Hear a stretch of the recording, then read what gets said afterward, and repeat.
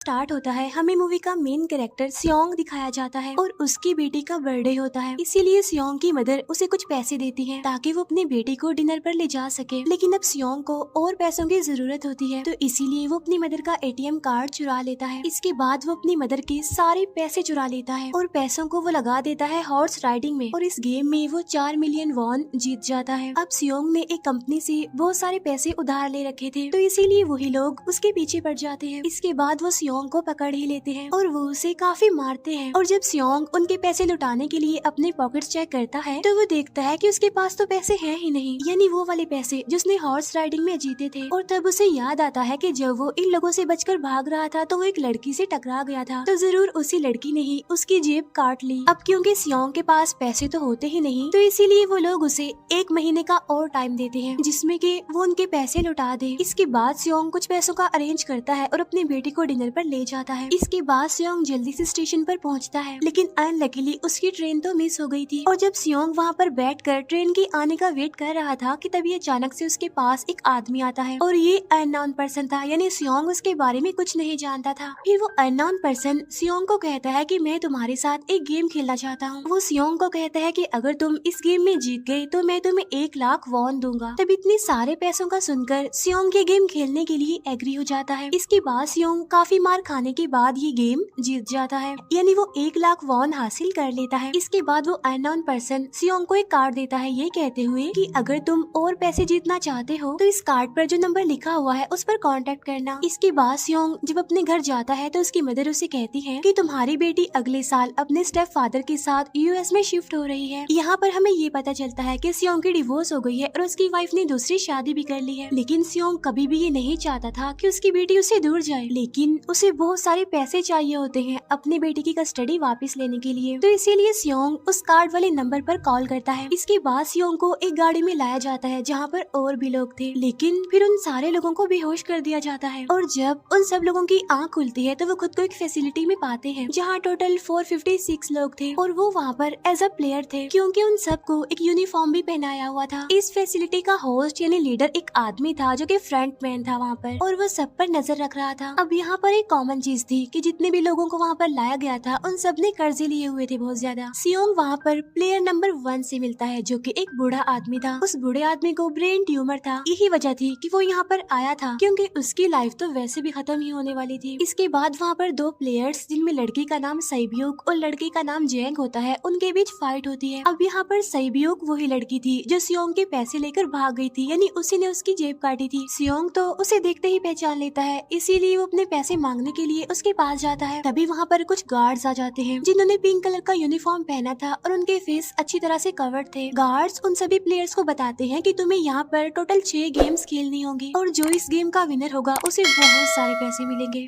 इसके बाद उन सबसे एक कॉन्ट्रैक्ट पर साइन करवाया जाता है, और इस कॉन्ट्रैक्ट के 3 मेन रूल्स थे। पहला रूल ये कि कोई भी प्लेयर अपनी मर्जी से गेम को छोड़कर नहीं जा सकता। दूसरा रूल ये होता है कि जो भी प्लेयर खेलने से मना करेगा तो उस प्लेयर को एलिमिनेट कर दिया जाएगा, और उनके मुताबिक एलिमिनेट का मतलब क्या था ये तो हम आगे ही जानेंगे। गेम का तीसरा रूल ये था कि अगर मेजोरिटी इस गेम को खेलना नहीं चाहती तो वो इस गेम को छोड़कर जा सकते हैं। इसके बाद उन सबको गेम के लिए ले जाया जाता है। अब यहाँ पर सियोंग अपने क्लासमेट सेंगवू से भी मिलता है जो कि उसे बचपन से जानता था। सियोंग उसे वहाँ पर देखकर काफी हैरान होता है क्योंकि वो तो किसी बिजनेस के लिए आउट ऑफ कंट्री चला गया था। अब पहले गेम के लिए वहाँ पर एक काफी बड़ी डॉल थी, और इस गेम का रूल काफी सिंपल था, और वो ये था कि डॉल जब भी गाना गाएगी उन सबको आगे बढ़ना है, और जैसे ही वो गाना गाना बंद करेगी तो उन सबको रुक जाना है और मूव नहीं करना है, और अगर कोई हिल गया तो उसे एलिमिनेट कर दिया जाएगा। अब स्टार्टिंग में तो ये सब कुछ उन्हें किसी प्रैंक की तरह लग रहा था, लेकिन जब एक लड़का हिल जाता है तो उसे शूट करके मार दिया जाता है, और यही होता है एलिमिनेट का मतलब, यानी उन्हें मार दिया जाएगा। अब ये देखकर वो सारे लोग काफी घबरा जाते हैं, और उन्हें पता चल चुका था कि वो खतरे में है, इसीलिए लोग डरते हुए पैनिक करते हुए इधर उधर भागने लगते हैं। लेकिन अब क्योंकि गेम का रूल था इसीलिए जो भी हिलता है उसे मार दिया जाता है, और जितने भी सर्वाइवर होते हैं वो किसी न किसी तरह इस गेम को कंप्लीट कर ही लेते हैं। लेकिन जो लोग मर जाते हैं उनकी डेड बॉडीज को वहाँ से ले जाया जाता है, और अब 456 प्लेयर्स में से सिर्फ 255 ही रह गए थे। अब क्योंकि वो सारे प्लेयर्स इतना ज्यादा डर जाते हैं कि अब कोई भी गेम खेलना नहीं चाहता था। लेकिन जैसा कि रूल नंबर 3 था कि अगर मेजोरिटी चाहे तो वो ये गेम स्किप कर सकती है, तो इसीलिए उनका लीडर यानी फ्रंटमैन वोटिंग करवाता है। लेकिन इससे पहले उन्हें प्राइज मनी दिखाई जाती है, यानी जो विनर को मिलेगी। लेकिन इन केस अगर कोई गेम को छोड़कर चला जाएगा तो ये सारे पैसे मरे हुए प्लेयर्स की फैमिलीज को मिल जाएंगे और ये prize money total 45 billion won होती है। इसके बाद वोटिंग करवाई जाती है जिसमें मेजोरिटी इस गेम को खेलना नहीं चाहती थी, तो इसीलिए गेम को यहीं पर स्टॉप कर दिया जाता है। लेकिन अगर कभी फ्यूचर में वो लोग चाहें तो इस गेम को रीज्वाइन कर सकते हैं। इसके बाद सभी लोगों को उनके घरों पर छोड़ दिया जाता है। नेक्स्ट डे सियोंग पुलिस स्टेशन जाता है और वहाँ पर वो पुलिस को सारी बात बता देता है, लेकिन उन लोगों को सियोंग की बातों पर यकीन नहीं होता और उल्टा वो लोग उसे पागल समझने लग जाते हैं। इसके बाद सियोंग उन्हें वही वाला कार्ड दिखाता है, लेकिन हैरान कर देने वाली बात तो ये है कि उस पर जो नंबर था वो रॉन्ग था। इसके बाद सियोंग जब घर जाता है तो उसकी मदर वहाँ पर नहीं होती। उधर सियोंग का क्लासमेट सेंगवू अपनी मदर को छुपकर देख रहा होता है और तभी वहाँ पर सियोंग भी आ जाता है। यहाँ पर सेंगवू अपसेट होते हुए सियोंग को बताता है कि मेरे ऊपर 6 बिलियन का कर्ज है। वो बताता है कि मैंने क्लाइंट्स के पैसे लेकर स्टॉक मार्जिन में लगा दिए थे, लेकिन अनलकीली वो सारे पैसे डूब गए। और तभी सियोंग के पास हॉस्पिटल से कॉल आती है। सियोंग की मदर का पाँव काफी इंजर्ड था, लेकिन डायबिटीज का ट्रीटमेंट न होने की वजह से उनकी चोट और ज्यादा बढ़ गई। तब डॉक्टर सियोंग को बताते हैं कि तुम्हारी मदर का ट्रीटमेंट हो सकता है, लेकिन इसके लिए हमें इनका पाँव काटना होगा। लेकिन इस ऑपरेशन में बहुत सारे पैसे लगने वाले थे, लेकिन जाहिर सी बात है सियोंग के पास इतने पैसे तो होते नहीं। इवन उसने तो अपनी मदर के इंश्योरेंस के पैसे भी उड़ा दिए थे। तब इसीलिए सियोंग पैसे मांगने के लिए अपनी वाइफ के पास जाता है, लेकिन उसकी वाइफ उसे पैसे देने से इनकार कर देती है। फिर उसकी वाइफ अपने हस्बैंड को बताती है कि सियोंग आया था पैसे मांगने के लिए और तभी उसका हस्बैंड सियोंग को पैसे देने आता है। साथ साथ उसे ये भी कहता है कि मेरी फैमिली से दूर रहो, लेकिन सियोंग उसे मारने लगता है और तभी उसकी बेटी भी वहाँ पर आ जाती है। इसके बाद सियोंग का एक फ्रेंड अपने बॉस के पास पैसे मांगने जाता है, लेकिन उसका बॉस उसे पैसे देने से मना कर देता है, तो इसीलिए उन दोनों के बीच फाइट होने लगती है। इस फाइट के दौरान उसके बॉस का हाथ मशीन में आ जाता है, तो मौके का फायदा उठाकर सियोंग का फ्रेंड पैसे लेकर वहाँ से भाग जाता है। फिर इसके बाद सियोंग का फ्रेंड अपने घर आकर अपनी वाइफ को कहता है कि पहली फ्लाइट लो और जाओ यहाँ से। इसके बाद सईब्यूक एक एजेंट से मिलती है, क्योंकि उसने अपनी मदर को नॉर्थ एरिया से साउथ एरिया में लाना था। सईब्यूक वही लड़की जिसने सियोंग की जेब काटी थी, लेकिन यहाँ अपनी मदर को लाने के लिए सईब्यूक को बहुत सारे पैसों की जरूरत थी। अब सईब्यूक का एक छोटा भाई भी होता है जिससे उसने प्रॉमिस किया होता है कि मैं मदर को जरूर ले आऊंगी। इसके बाद हमें एक ऑफिसर दिखाया जाता है और इस ऑफिसर का भाई कुछ टाइम से मिसिंग था, इसीलिए वो ऑफिसर अपने भाई के घर जाता है, जहाँ उसे पता चलता है कि उसका भाई तो पिछले कुछ दिनों से अपने घर पर भी नहीं आया। और जब वो ऑफिसर घर को चेक कर रहा होता है तो उसे एक कार्ड मिलता है वहाँ पर, और इस ऑफिसर ने सेम ऐसा ही कार्ड पुलिस स्टेशन में सियोंग के पास भी देखा था, तो इसीलिए वो ऑफिसर सियोंग के पास जाकर उससे इस बारे में पूछता है, लेकिन सियोंग उसे कुछ नहीं बताता। इसके बाद सियोंग जब अपने घर जाता है तो उसे वो कार्ड दोबारा मिल जाता है वहाँ पर। अब सियोंग डिसाइड करता है कि वो दोबारा से उस गेम को ज्वाइन करेगा, इसीलिए सभी प्लेयर्स को एक शिप के पास ले जाया जाता है। इधर ही वो ऑफिसर भी गाड़ियों का पीछा करते हुए उस शिप तक आ जाता है। वो एक गार्ड को मारकर उसे पानी में फेंक देता है। इसके बाद उन सभी प्लेयर्स को एक आइलैंड पर मौजूद फैसिलिटी में लाया जाता है। अब यहाँ पर उन्हें जरा भी अंदाजा नहीं था कि अगला गेम कौन सा होगा और उसे कैसे खेला जाएगा। इसके बाद वो लोग अपनी अलग अलग टीम्स बना लेते हैं। रात को सईब्यूक और उसकी फीमेल फ्रेंड वॉशरूम जाते हैं। यहाँ पर सईब्यूक गार्ड्स की नजरों से बचते हुए उस फैसिलिटी को एक्सप्लोर करने लगती है। तभी वो देखती है कि गार्ड्स बड़े बड़े बर्तनों में कुछ बना रहे हैं,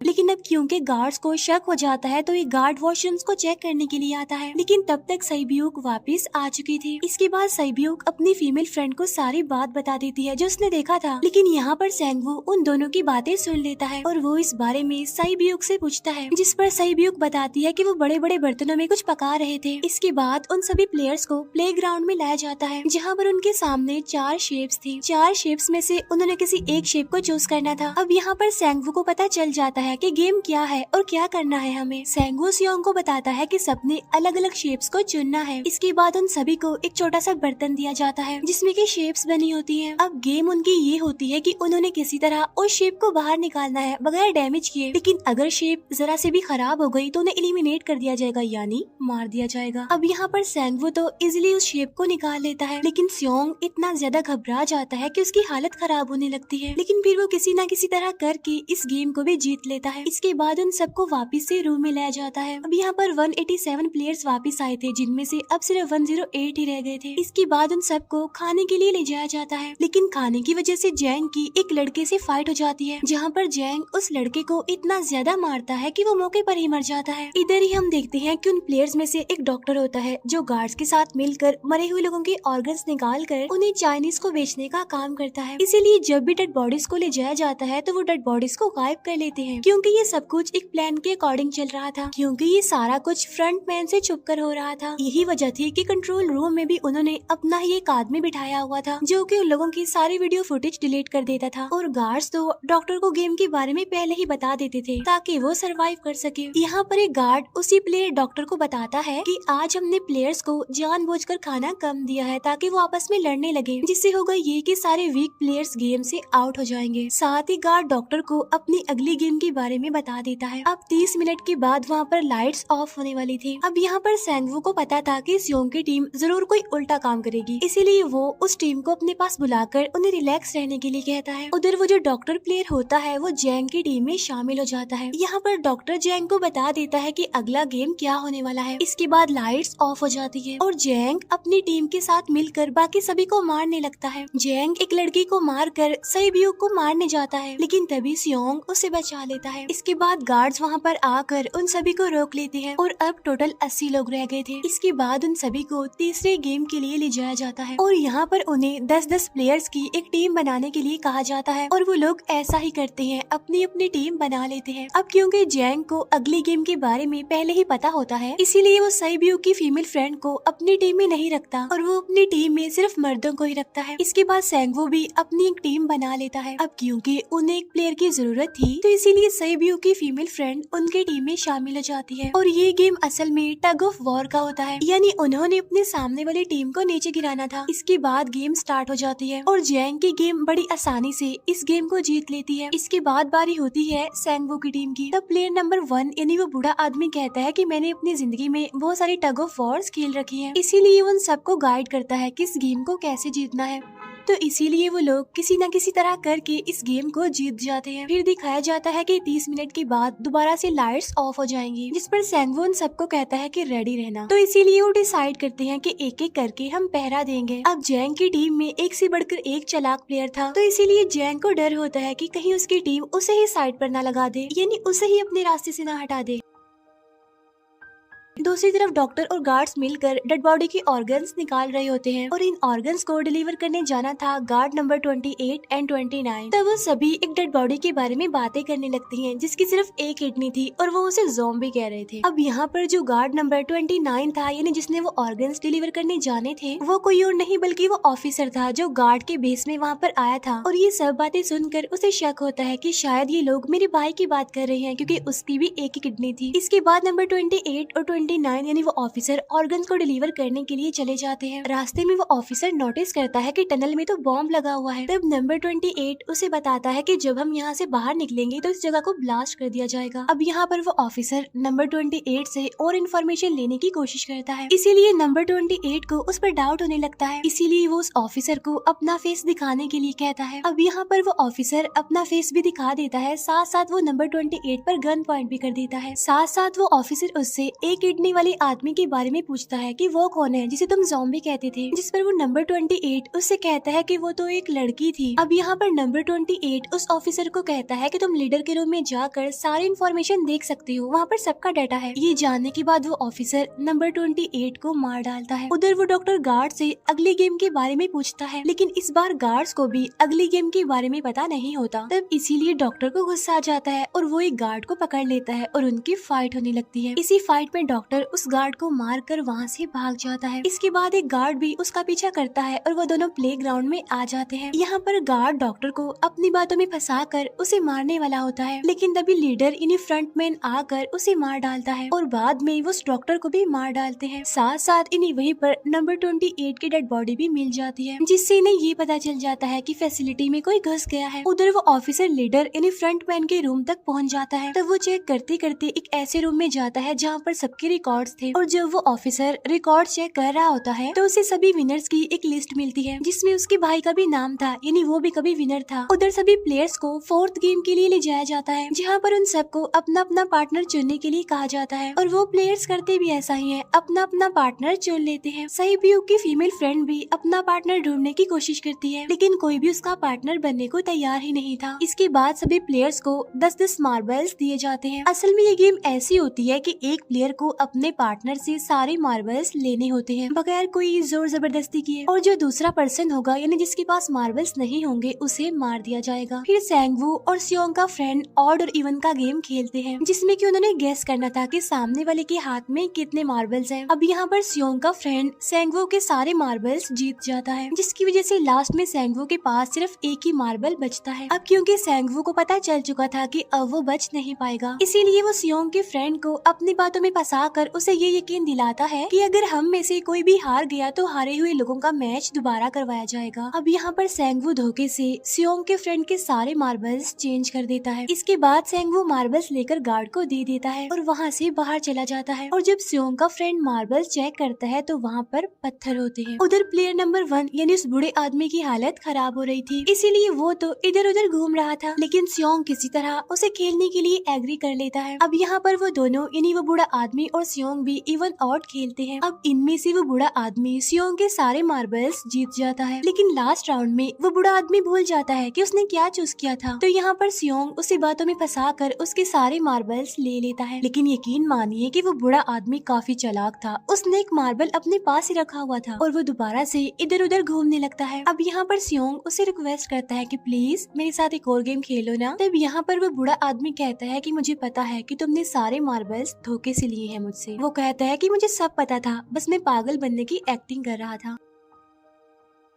तभी सुनकर सियोंग को उस पर तरस आ जाता है और वो उसे ही सारे मार्बल्स दे देता है। उसके बाद सहीब्यूक और उसकी फीमेल फ्रेंड भी गेम खेल रहे होते हैं। उनकी गेम ये होती है कि जो मार्बल्स को दीवार के ज्यादा करीब फेंकेगा वो ही जीतेगा। पहले सहीब्यूक अपने मार्बल्स फेंकती है लेकिन जब सहीब्यूक की फ्रेंड की बारी आती है तो वो अपने सारे मार्बल्स फेंक देती है लेकिन जब सहीब्यूक ये देख लेती है तो वो अपने फ्रेंड को दोबारा फेंकने के लिए कहती है जिस पर उसकी फ्रेंड कहती है कि नहीं सहीब्यूक, मैं बिल्कुल अकेली हूँ, मेरे पीछे तो कोई भी नहीं है, लेकिन अगर तुम्हें कुछ हो गया तो ये अच्छी बात नहीं है, तुम्हारे पीछे तुम्हारा छोटा भाई है, तुम्हारा वेट कर रहा है वो। और इसी वजह से सहीब्यूक की फ्रेंड को मार दिया जाता है। इसके बाद उन सबकी डेड बॉडीज को वहाँ से ले जाया जाता है। इसके बाद वो सब वापिस से रूम में आ जाते हैं। यहाँ पर जैंग देखता है कि सहीब्यूक की वो वाली फ्रेंड तो अभी तक जिंदा है जो कि बड़ी आराम से बैठी हुई थी। अब यहाँ पर हमें पता चलता है कि सहीब्यूक की ये वाली फ्रेंड जैंग की भी फ्रेंड थी लेकिन अब क्योंकि उन दोनों के बीच किसी बात को लेकर क्लैश चल रहा था तो इसीलिए जैंग की वो फ्रेंड उसे बुली करने लगती है। इसके बाद फ्रंटमैन को एक डेड बॉडी के पास उस ऑफिसर का आईडी कार्ड मिल जाता है। तभी फ्रंटमैन को पता चलता है कि उसके सारे वीआईपीज आ चुके हैं तो इसीलिए फ्रंटमैन उन्हें लेने के लिए चला जाता है। फिर सारे वीआईपीज को उनके रूम में लाया जाता है। इसके बाद फ्रंटमैन वीआईपीज के आने के बारे में एक और आदमी को जाकर बताता है और यही आदमी मेन होता है और ये कौन होता है हम ये आगे जानेंगे। फिर नेक्स्ट डे उन सबको 5वें गेम के लिए लाया जाता है जहाँ पर 1 से लेकर 16 तक नंबर पड़े होते हैं और वो सभी प्लेयर्स अपना अपना नंबर ले लेते हैं। नंबर का मतलब ये था कि जो नंबर भी एक प्लेयर पर आएगा उसके मुताबिक ही उसकी बारी आएगी। अब यहाँ पर लास्ट में पहला और आखिरी नंबर रह जाता है यानी 1 और 16। तो यहाँ पर सियोंग कंफ्यूज हो जाता है कि उसे कौन सा नंबर चूज करना चाहिए। अगर उसने पहला नंबर लिया तो वो फंसेगा और मरेगा क्योंकि उसे नहीं पता कि गेम क्या है, और अगर लास्ट नंबर लेगा तो क्या पता उसकी बारी ही ना आए, टाइम कम रह जाए। और तभी वहाँ पर एक आदमी आ जाता है और वो सियोंग को कहता है कि मुझे पहला नंबर चाहिए क्योंकि मैं अपनी जिंदगी में कभी भी फर्स्ट नंबर पर नहीं आया। फिर इसके बाद उन्हें गेमिंग रूम में लाया जाता है। अब इस गेम का रूल ये होता है कि दिए हुए टाइम में उन्हें ब्रिज की दूसरी साइड पर जाना है। अब इसके बीच में 2 तरह के ग्लास लगे होते हैं, एक तो होता है आम ग्लास और एक होता है टेम्पर्ड ग्लास। आम ग्लास पर पाँव रखते ही वो टूट जाएगा और वो लोग नीचे गिर जाएंगे। इसके बाद गेम स्टार्ट हो जाता है और वो लोग एक एक करके मरने लगते हैं। फिर एक टाइम ऐसा आता है जब जैंग सबके सामने होता है और वो आगे ही नहीं बढ़ रहा होता। अब उनके पास एक ही रास्ता था, या तो वो आगे जाए या सारे ही मर जाएं। और तभी जैंग के सामने उसकी वही फ्रेंड आ जाती है जो उसे बुली कर रही थी और वो जैंग को कहती है कि मैंने तुम्हें कहा था कि जिस दिन तुमने मुझे धोखा दिया मैं तुम्हें मार दूंगी। इसके बाद वो जैंग को पकड़ लेती है और उसे लेकर नीचे कूद जाती है, जिसकी वजह से उन दोनों की मौत हो जाती है। अब वहाँ पर एक आदमी था जो कि ग्लास कंपनी में काम करता था और उसे पता था कि टेम्पर्ड ग्लास कौन सा है, लेकिन जब फ्रंट मैन को इस बात का पता चल जाता है तो वो लाइट्स ऑफ करवा देता है ताकि वो ग्लास को पहचान ही ना पाए। अब लास्ट में एक ही स्टेप बचता है और उनके पास तो टाइम ही नहीं था, इसीलिए सेंगवू उस आदमी को धक्का दे देता है। तो यहाँ पर सेंगवू, सियोंग और सैब्यूक ब्रिज को पार कर लेते हैं, लेकिन ग्लास टूटने की वजह से उन्हें काफी चोट लग जाती है, खास तौर पर सैब्यूक को।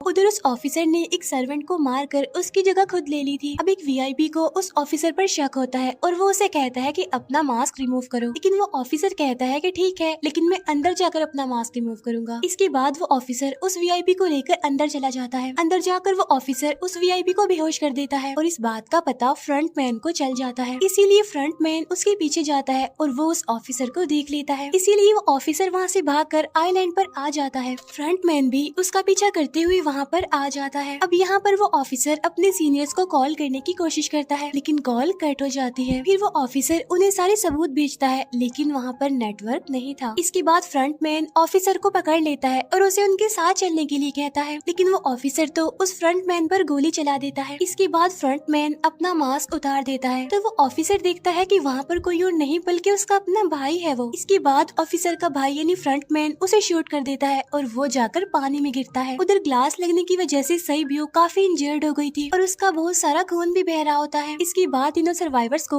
डिनर के लिए ले जाया जाता है और उनके पास एक एक नाइफ भी रख दिया जाता है, मतलब रात में उन तीनों में से कोई भी एक दूसरे को मार देगा। तभी सियोंग नोटिस करता है कि सैब्यूक की हालत काफी खराब है, इसीलिए वो सैब्यूक को कहता है कि फिक्र मत करो, हम दोनों साथ हैं और इस गेम में हम दोनों मिलकर सेंगवू को हरा देंगे। इसके बाद हम दोनों यहाँ से बाहर निकल जाएंगे और पैसों को आधा आधा डिवाइड कर लेंगे। सैब्यूक उसे बताती है कि मेरा एक छोटा भाई है जिसे मैं ऑर्फनेज में छोड़कर आई हूँ और अगर हम दोनों में से कोई भी जिंदा बचकर बाहर जाएगा तो उसे उन दोनों की फैमिलीज का ख्याल रखना होगा। अब सैब्यूक की हालत काफी खराब थी, उसे डॉक्टर की जरूरत थी, इसीलिए सियोंग कोई मदद लाने के लिए जाता है, लेकिन जब तक वो वापस आता है तब तक सेंगवू सैब्यूक को मार चुका था। फिर नेक्स्ट डे उन दोनों को गेम नंबर 6 यानी लास्ट गेम के लिए ले जाया जाता है। गेम का रूल बड़ा ही सिंपल था कि मार दो या मर जाओ और इस गेम का नाम होता है स्क्विड गेम। इसके बाद गेम स्टार्ट हो जाती है और उन दोनों के बीच काफी फाइट होती है, लेकिन लास्ट में सेंगवू की हालत खराब होने लगती है। तभी सियोंग कहता है कि मैं इस गेम को रोकना चाहता हूँ और तभी सियोंग सेंगवू को उसके साथ चलने के लिए कहता है, लेकिन सेंगवू तो अपने आप को ही मार डालता है, जिसकी वजह से सियोंग गेम जीत जाता है। फिर फ्रंट मैन सियोंग को कहता है कि तुम बहुत अच्छा खेले, लेकिन मुझे इसकी उम्मीद नहीं थी। इसके बाद सियोंग को